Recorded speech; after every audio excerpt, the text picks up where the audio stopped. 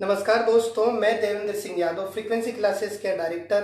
Frequency classes की ओर से आप लोगों के लिए लाइव लेक्चर लेके हर रोज 1 बजे हाजिर होता हूं। तो इसी कड़ी में हम दोस्तों आज संविधान के उस लेक्चर के बारे में डिस्कस करेंगे जो हम लोग कल आधा छोड़ के गए थे। दोस्तों, हम संविधान के मौलिक अधिकारों की बात कर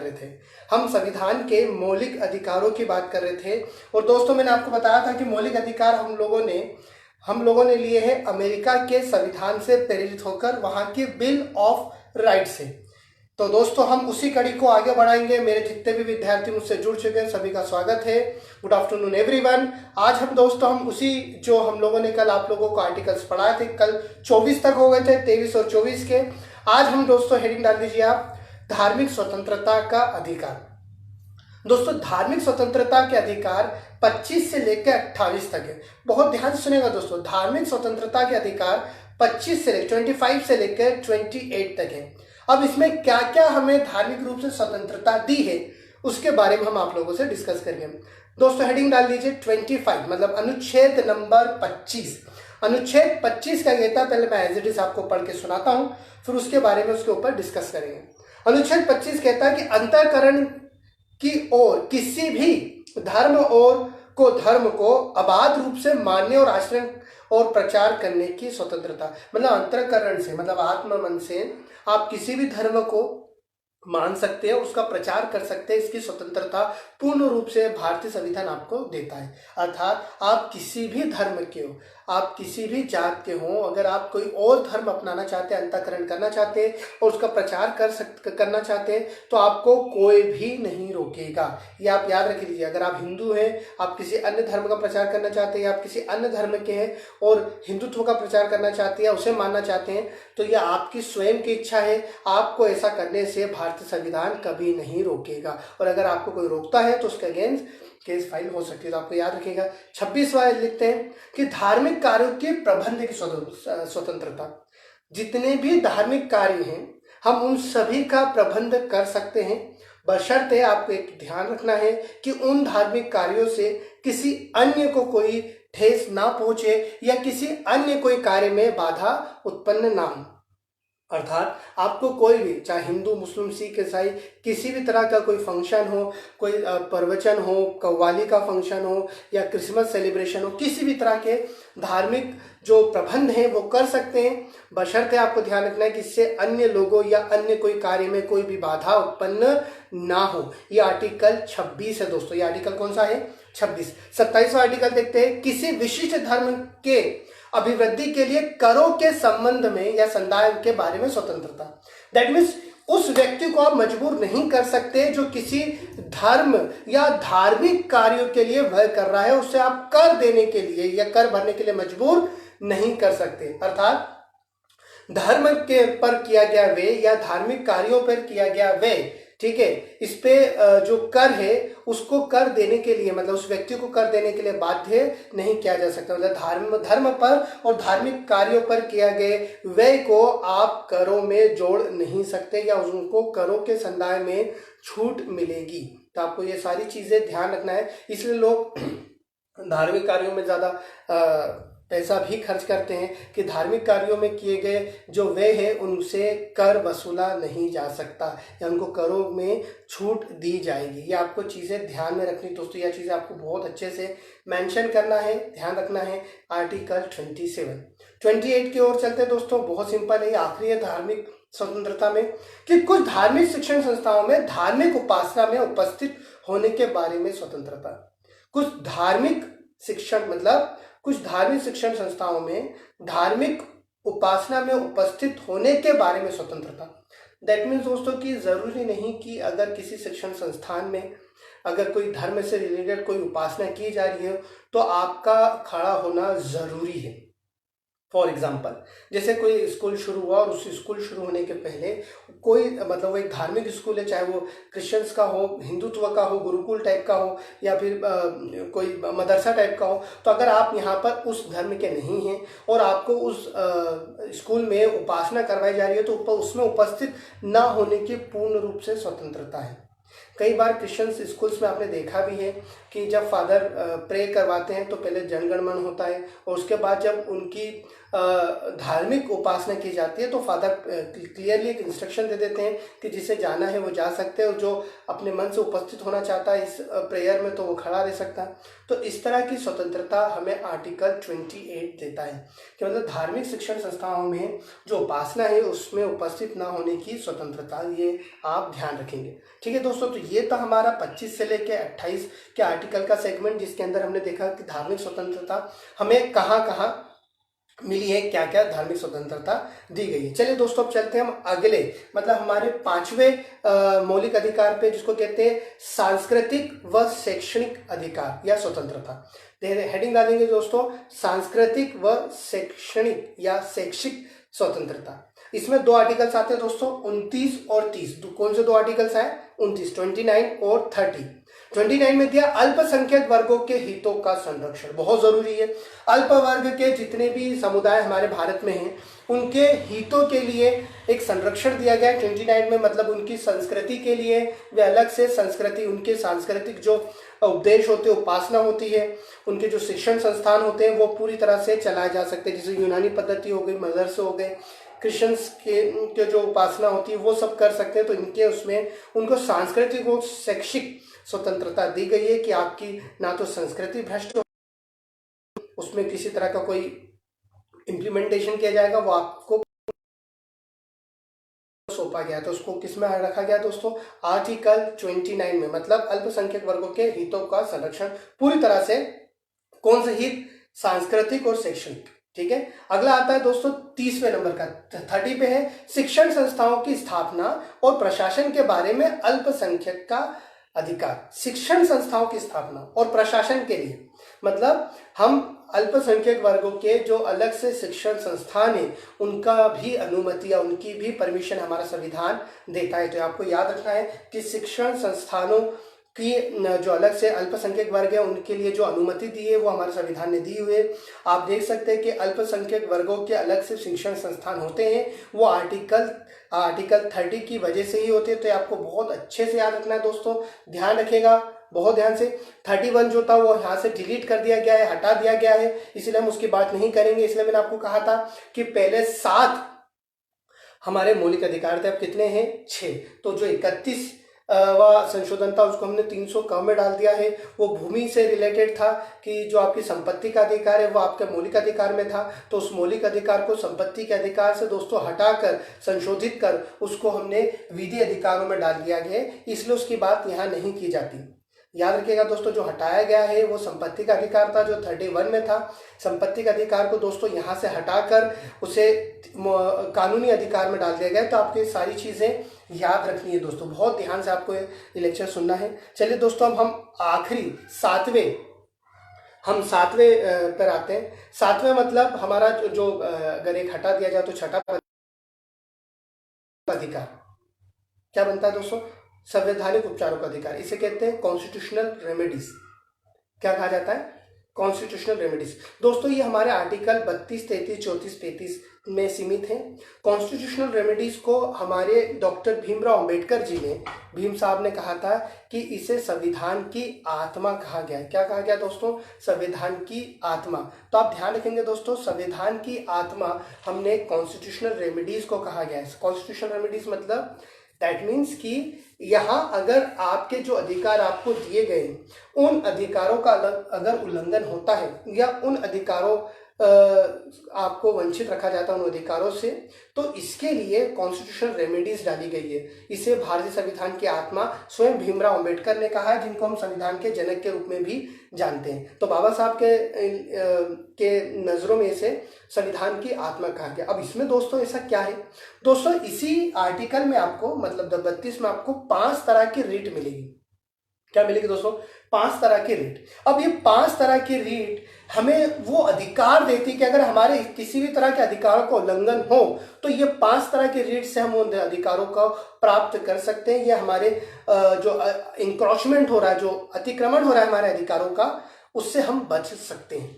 अभी क्या है, आप हेडिंग डाल दीजिए आर्टिकल 32 संवैधानिक उपचारों का अधिकार। इसमें 5 तरह की रीट है, वो 5 तरह की रीट आपसे डिस्कस करेंगे। तो दोस्तों एक एक करके चलते हैं। हेडिंग डालिए सबसे पहले बंदी प्रत्यक्षीकरण। सबसे पहले डालिए दोस्तों बंदी प्रत्यक्षीकरण।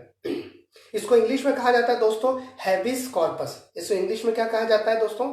Habeas corpus. आप अच्छे से ध्यान में रख के चीज लिखेंगे। बंदी प्रत्यक्षीकरण का दोस्तों आप इसमें डेश करके लिखेंगे। बंदी प्रत्यक्षीकरण का तात्पर्य है कि ये उस व्यक्ति के खिलाफ ये रिट जारी की जाती है, व्यक्ति को बंदी बनाया है। ध्यान से सुनेगा दोस्तों, ये उस व्यक्ति के खिलाफ रिट जारी की जाती है जिसने किसी व्यक्ति को गिरफ्तार कराया या बंदी बना के रखा है। ये रिट उस व्यक्ति के खिलाफ की जा रही है। उसको कहा जा रहा है कि गिरफ्तार किए गए व्यक्ति को 24 घंटे के भीतर आपको समक्ष न्यायालय में पेश करना था, जो आपने अभी तक नहीं किया है। ध्यान दीजिएगा दोस्तों, ये उस व्यक्ति के खिलाफ पेश की जा रही है कि जिस व्यक्ति ने किसी व्यक्ति को गिरफ्तार किया है और उसे 24 घंटे हो जाने के बाद उसे समस्त न्यायालय में, जो समस्त न्यायालय जो करीब का जो न्यायालय वहां पेश नहीं किया गया, तो उसके खिलाफ हैबिस कॉर्पस रिट जारी की जाती है। आपको दोस्तों याद रखना है।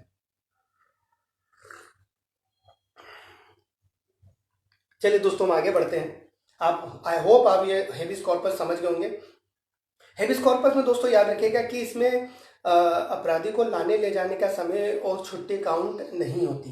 बहुत इम्पॉसिबल है। जैसे मान लीजिए किसी कोई क्राइम करने वाले व्यक्ति ने जो क्राइम करा है वो मध्य प्रदेश में करा है या इंदौर में करा है, और वो कहीं बाहर कहीं, जैसे मान लीजिए जम्मू कश्मीर या कहीं और पकड़ाया जाता है, तो उसके जो लाने का समय वो 24 घंटे में काउंट नहीं होगा। और सैटरडे संडे की जो छुट्टी रहती है, मतलब जो हॉलीडे रहता है, वो भी काउंट नहीं होता है।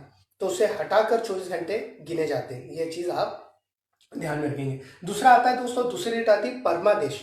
इसे मैंडेमस कहते हैं दोस्तों। क्या कहते हैं? मैंडेमस। आप हेडिंग डाल दीजिए परमादेश या मैंडेमस।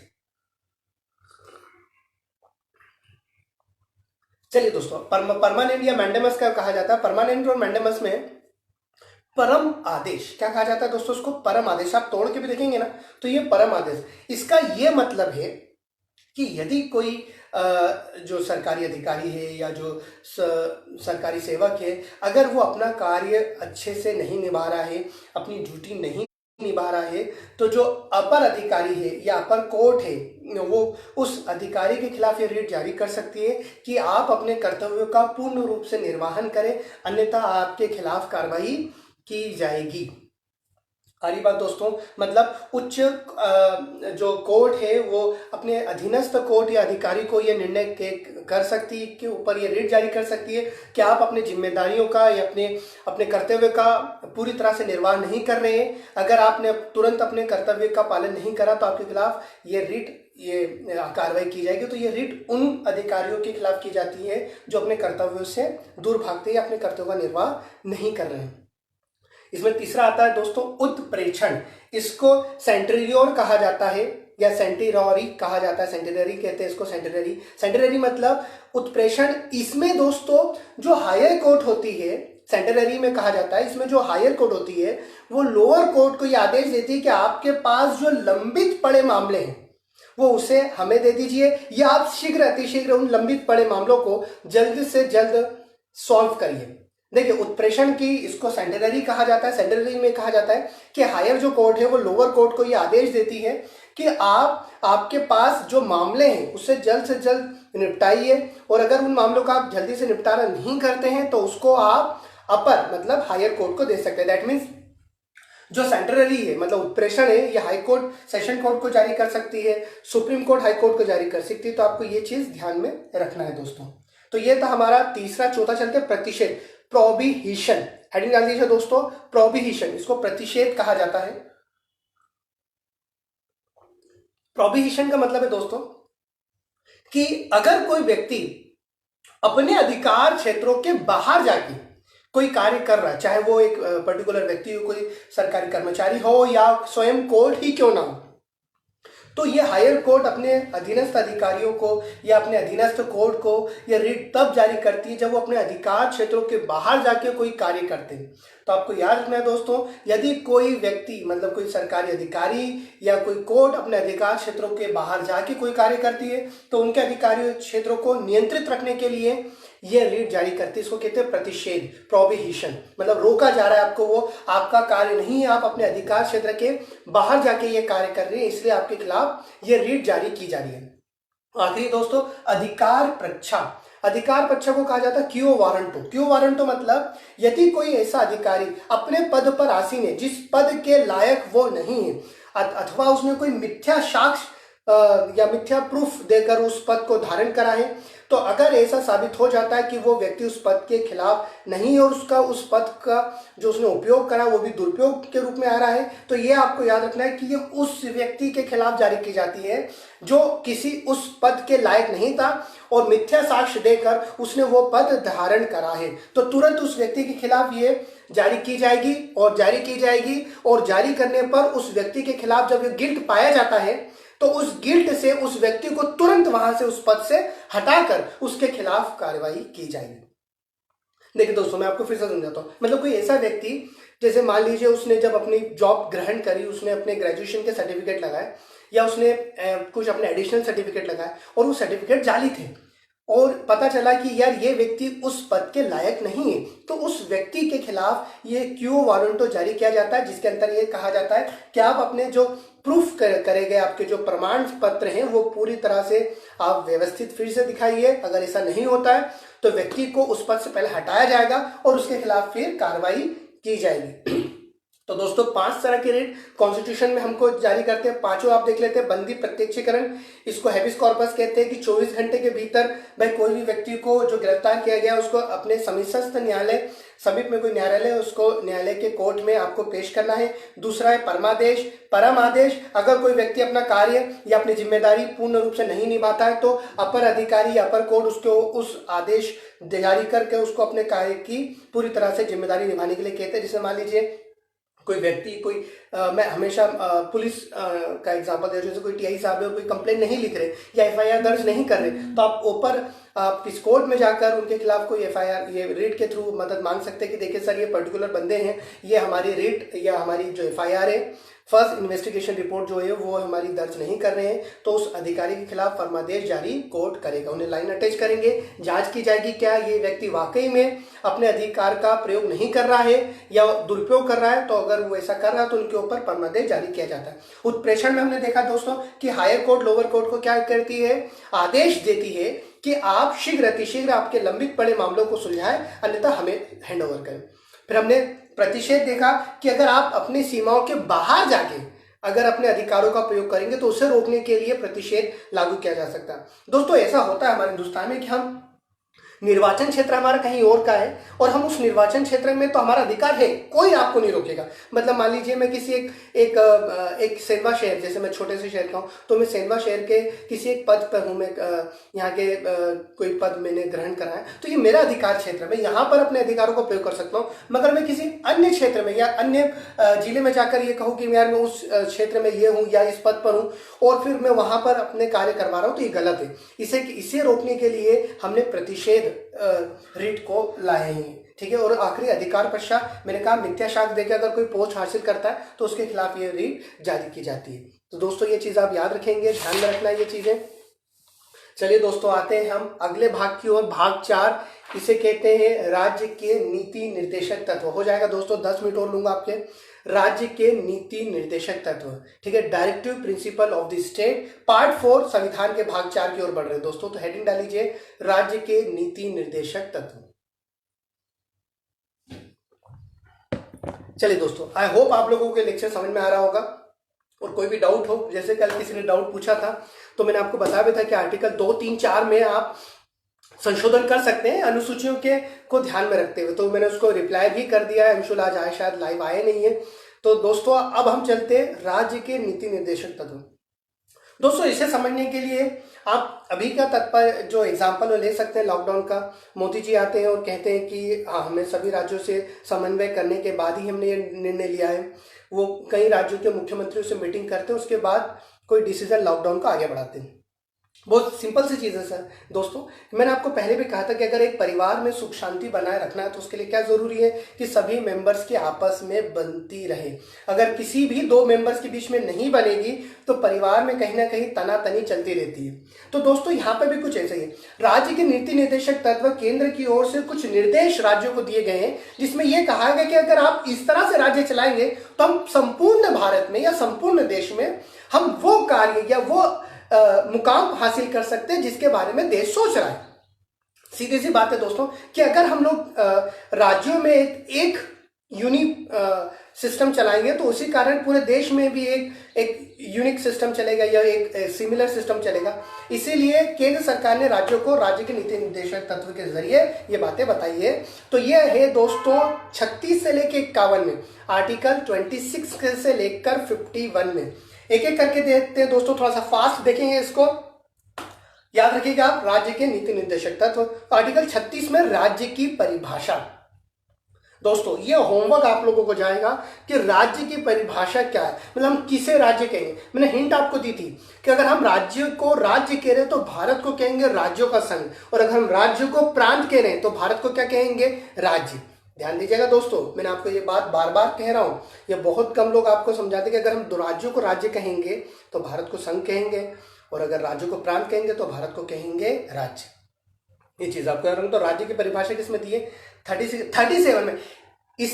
इसमें अंतर्निहित तत्वों का लागू होना, मतलब इसे कोर्ट के द्वारा लागू नहीं किया जा सकता। दोस्तों ध्यान दीजिएगा, ये राज्य के नीति निर्देशक तत्व है, ये एक नीति निर्देशक तत्व है, मतलब नीति निर्देशक तत्व है कि आप चाहें तो इसे कंपलसरी नहीं कर सकते, ये आपके ऊपर है, आप अपने राज्य में लागू करना चाहते हैं या नहीं।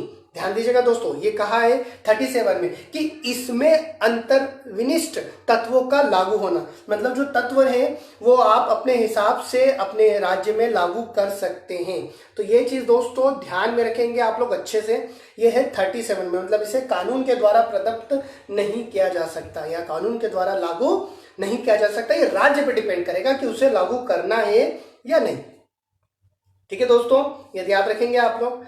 38 में है राज्य लोक कल्याण की अभिवृद्धि के लिए सामाजिक व्यवस्था बनाएगा, मतलब राज्य हर वो कार्य करेगा जिससे लोक कल्याण स्थापित हो। ये सभी राज्यों का काम है कि राज्य अपने वहां पर ऐसे नियम बनाएगा जिससे क्या हो सके, तो दोस्तों लोक कल्याण हो सके। ध्यान दीजिएगा, लोक कल्याण मतलब जनता के हित में ही रह के आपको कार्य करना है। 38 में। 39 में दोस्तों राज्य द्वारा अनुसरणीय कुछ नीतियां, राज्य अपने अनुसरण पर भी कुछ नीतियां बना सकता है। जैसे दोस्तों महिला नीति हो गई, ठीक है, पिछड़ा वर्ग जो पिछड़े वर्ग की नीतियां होती वो हो गई, ठीक है, आदिवासी नीतियां हो गई। तो ध्यान दीजिएगा दोस्तों, तो ये अलग अलग क्षेत्रों में अलग अलग है। अब कहीं पे पिछड़ा वर्ग है ही नहीं तो वहां नीतियों का काम करना, तो राज्य अपनी अनुसरणीय कुछ नीतियां बना सकता है। जैसे गोवा में अगर हम पिछड़े वर्ग की नीति लागू करेंगे तो कोई मतलब ही नहीं है, क्योंकि गोवा पिछड़ा ही नहीं है। याद रखेंगे दोस्तों, तो यहाँ को अपने अनुसरण पे, मतलब अपने आत्मचिंतन पर, राज्य अपने आत्मचिंतन पर कुछ नीतियां लागू कर सकता है। ठीक है, 39 के ए पर आते हैं, समान न्याय और निशुल्क विधिक सहायता। याद रखेंगे, समान न्याय हर एक राज्य को देना है, बाद में जोड़ा गया था समान न्याय और विधि सहायता निशुल्क। अब विधि सहायता, विधि मतलब दोस्तों लॉ, कि अगर कोई व्यक्ति अपने पैसों से विधि सहायता नहीं ले पा रहा है या इतना कमजोर है उसके आर्थिक रूप से, तो उसे विधि सहायता कौन देगा, ये भी आपको याद रखना है। राज्य सरकार का दायित्व बनता है कि उसे अपनी ओर से विधि सहायता दे, वो भी उससे समान न्याय भी दे पाए और निःशुल्क विधि सहायता आपको देनी है। तो ये गवर्नमेंट अपनी तरफ से वकील हायर करके देती है, आपको याद है। 40वां अनुच्छेद जो है बहुत अहम है, ग्राम पंचायतों का गठन। देखिए दोस्तों याद रखिएगा, 40वां जो है बहुत आईएमपी है, ग्राम पंचायतों का गठन। मैं ग्राम पंचायतों पे आऊंगा कि वो कौन सा राज्य था जिसने सबसे पहले ग्राम पंचायत शुरू करी थी, वो कौन सा ऐसा राज्य था जिसने पूर्ण रूप से ग्राम पंचायत व्यवस्था शुरू करी थी। ये सारी चीजों पे आएंगे। आप लोगों के जो एक मिथ बना हुआ है कि हम सबसे पहले राजस्थान लिखते हैं, वो गलत है। वो बाद में बताऊंगा दोस्तों कि राजस्थान में वो 1959 2 अक्टूबर को क्या हुआ था, वो सारी चीज नागौर जिला वो डिस्कस होगी हम जब 243 आर्टिकल देखेंगे। तो अभी फिलहाल आपको बस इतना याद रखना है कि ग्राम पंचायतों का गठन राज्यों के अधीन आता है, इसलिए कुछ राज्यों ने इससे पहले शुरू करा, कुछ राज्यों ने बाद में। पर जब 1992 में 73वें और 72वें संशोधन जो मैंने आपको बताया था 73-74 में, जिसमें ग्राम पंचायत को जोड़ा गया, तो फिर पूर्ण रूप से इसका भारत में लागू कर दिया गया। तो 40 में ग्राम पंचायतों का गठन। 41 में चलते, कुछ दशाओं में शिक्षा लोक सहायता पाने का अधिकार। बहुत अच्छी बात है, शिक्षा लोक सहायता। अब आप देखेंगे दोस्तों, कई जगह पर ऐसा है कि कई जगह पर जो राज्य हैं वो अन्य राज्यों को कुछ 10% क्राइटेरिया दे देते हैं, या जैसे हमारे एमपी में है तो एमपी में क्या है कि ओपन फॉर ऑल है, जैसे एमपीपीएससी सभी दे सकते हैं। तो इस तरह से शिक्षा या काम या लोक सहायता के अधिकार जो है कुछ दशाओं पर जो नियम बनाने की जो गतिविधियां वो किसके अधीन गई है, 41 में राज्यों के अधीन गई है। 42 है काम की न्याय संगत और मनो उचित दशाओं। देखिए, काम की न्याय संगत और मनोचित, बहुत आईएमपी है कि काम की न्याय संगत मतलब जब आप काम दे रहे हैं तो आप जो व्यक्ति जिस वर्ग से जुड़ा है, मतलब वो जिस तरह का काम कर सकता है तो उन सभी वर्गों को उसी तरह का काम देना चाहिए। और मनोचित मतलब काम, जब काम आपको दिया जा रहा है तो उस काम का इन्वायरमेंट ऐसा बनाना चाहिए कि जो मन के उचित में हो। और प्रसूति की सहायता उपलब्ध करवाना, मतलब अगर इसमें खासकर दोस्तों महिला वर्ग से जुड़ा है कि महिलाओं को काम करते समय उनके जो आसपास का जो ऑफिस का जो सिनेरियो है वो उनके हिसाब से होना चाहिए। मैंने बोला भी कि बहुत सारी चीज़ें ध्यान रखें कि वॉशरूम की व्यवस्था होनी चाहिए, उनके मनोचित को ध्यान रखते, अगर गर्भवती है तो उस तरह की उनको ध्यान में रख के सीढ़ियों के साथ साथ फिर एस्केलेटर का प्रयोग होना चाहिए या लिफ्ट का प्रयोग होना चाहिए। तो ये सारी चीज़ें आती है 42 में, मतलब काम की न्याय संगत और मनोचित दशाओं पर प्रसूति सहायता उपलब्ध करवाना, ये सारी चीज़ें आर्टिकल 42 में आती है। 42 का 43 देखते हैं दोस्तों। 43 दो भागों में बटा, क और ख में उद्योगों के प्रबंध में कर्मकारों का, देखिए उद्योगों के प्रबंध में कर्मकारों का भाग लेना, मतलब आप ये भी तय करेंगे कि उद्योग में जो व्यक्ति काम कर रहे हो कितने घंटे काम करेंगे और कितने घंटे का उनको मेहनताना दिया जाना चाहिए। अगर उनसे ज़्यादा काम करवा रहे हैं तो उनकी इच्छा के अनुरूप ही होना चाहिए और उनसे ज़्यादा काम करवाने पर उन्हें अधिक पेमेंट भी मिलना चाहिए। ये 43 के कम है। 43 के कम है सरकारी समितियों को प्रोत्साहन। दोस्तों जितनी भी सरकारी समितियां बनती है, अब ये सहकारी का मतलब है जो सहकारिता से बनाई जाती है, मतलब कोऑपरेटिव सोसाइटी। ये कोऑपरेटिव सोसाइटी समाज के कल्याण के लिए है। तो कोई भी राज्य सरकार सहकारिता समितियों को, मतलब कोऑपरेटिव सोसाइटी को नीचे नहीं दबाएगा, उनको और प्रोत्साहित करेगा, उनको और ऊपर उठाएगा। तो जितनी ज्यादा सहकारिता समिति बनेगी राज्य का उतना ज्यादा निर्माण होगा। 44 में दोस्तों नागरिकों के लिए एक समान सिविल संहिता। नो डाउट जब भारत में सिविल संहिता एक जैसी है, हमने देखा भी था आर्टिकल 14 समता के अधिकार में, 14 में लिया कानून के समक्ष क्षमता का अधिकार, तो फिर उसी को यही लागू कर रहे हैं। तो 40 वहाँ 4 में था या वहाँ 14 में था या 44 में कि ऐसी संविधा बनाएंगे, ऐसी सिविल संहिता बनाएंगे जिससे जितने भी अधिकार हैं सारे राज्य के नागरिकों को समान प्राप्त हो पाए। 45 में बहुत आईएमपी 45 कि बालकों के लिए निःशुल्क और अनिवार्य शिक्षा। देखिए मैंने आपको बताया भी था कि हमारे मौलिक अधिकार में भी, राज्य के नीति निर्देशक तत्वों में भी, और मैं से आगे भी बड़ा बताऊंगा जब हम कर्तव्य पढ़ेंगे। तो बालकों के लिए अनिवार्य निःशुल्क शिक्षा 45 में। यहाँ पर राज्यों को भी इंस्ट्रक्शन दिया है कि यार 14 साल के बच्चों तक को तो फ्री में शिक्षा दी जाएगी। 46 में दोस्तों बहुत आईएमपी एससी एसटी ओबीसी शिक्षा और कार्य संबंधित हित। देखिए एससी एसटी ओबीसी तीनों कैटेगरी को रखा है, शिक्षा संबंधित हित भी देना और कार्य संबंधित हित भी इनको प्रदान करना है। मतलब शिक्षा में भी इनको रिजर्वेशन दिया जाएगा और कार्य में भी रिजर्वेशन दिया जाएगा। इसके थ्रू ही हम एग्जाम्स में आप रिजर्वेशन का क्राइटेरिया देखते हैं। 47 पोषक आहार स्तर, जीवन स्तर को सुधारने के लिए हमेशा व्यवस्था करना। जो पोषक आहार है मतलब हमारे जो खान पान की व्यवस्था है, जो जीवन स्तर है, जो वे ऑफ लाइफ है, जो उसको भी सुधारने के लिए राज्य हमेशा तत्पर रहेगा। ये 47 में मेंशन है। मतलब राज्य अपना ऐसा राज्य का निर्माण करेगा जिसमें खाने पीने की व्यवस्था भी आपको अच्छे से मिले और आपके आसपास का जीवन भी बहुत अच्छे से सुदृढ़ हो। 48 में कृषि और पशुपालन संगठन। कृषि और पशुपालन को बढ़ावा देने के लिए 48 है। 48 का क भी जोड़ा गया दोस्तों। ये क बड़ा एमपी है। क में है कि वन्य और वन्य जीवों की संरक्षण, वन और वन्य जीवों का संरक्षण प्रोत्साहन उनको बढ़ाना, इसमें ही गौ हत्या जोड़ी गई है। ये कम लोग जानते हैं कि 48 क में ही गौ हत्या को जोड़ा गया। मतलब गौ हत्या भी वन्य संरक्षण या वन जीव संरक्षण या जीवों के संरक्षण के अंतर्गत आती है। तो जो गौ हत्या वाला कॉलम है वो 48 के क में जोड़ा गया, ये आपको याद रखना है। 49 सॉरी जितने भी राष्ट्रीय स्मारक है जैसे किले हो गए, उद्यान हो गए, कोई वस्तुएं हो गई, इनका संरक्षण करें। कितनी बार कहा गया है कि ये जो संपत्ति है, हमारे देश की संपत्ति, हमारे राज्य की संपत्ति है, इसका पूरी तरह से ध्यान रखा जाए। इस पे किसी भी तरह का कोई लेख या कोई अपनी तरफ से कोई चित्रकारी ना बनाई जाए। तो ये 49 में कि सरकारी जितने भी स्मारक होते हैं जो हमारे सांस्कृतिक दृष्टि से या ऐतिहासिक दृष्टि से महत्वपूर्ण होते हैं, उन्हें संभाल कर रखा जाए। 50 में कार्यपालिका और न्यायपालिका में पृथककरण। बहुत टाइम पे जब हमने देश में कार्यपालिका और न्यायपालिका में पृथककरण करा है, वैसे हम यहाँ 50वें में आर्टिकल में भी कह रहे हैं कि राज्य में भी कार्यपालिका और न्यायपालिका में अलग अलग क्या होगा, पृथककरण किया जाएगा। आखिरी दोस्तों 51, अंतर्राष्ट्रीय शांति और सुरक्षा बनाए कर रखने के लिए राज्य की भी जिम्मेदारी बनेगी। 51 में ये कहा जा रहा है कि अंतर्राष्ट्रीय सुरक्षा और शांति बनाए रखने के लिए राज्य भी अपनी पूर्ण रूप से जिम्मेदारी निभाएगा।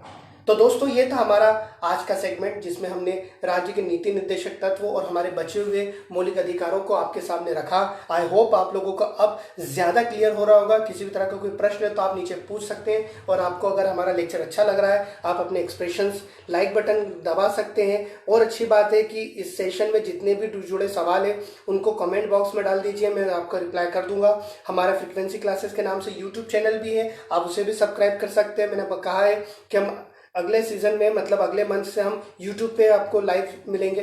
तो दोस्तों आप घर में रहिए, सुरक्षित रहिए, लॉकडाउन के नियमों का पालन रखिए, अपना और अपने परिवार का ध्यान रखिए।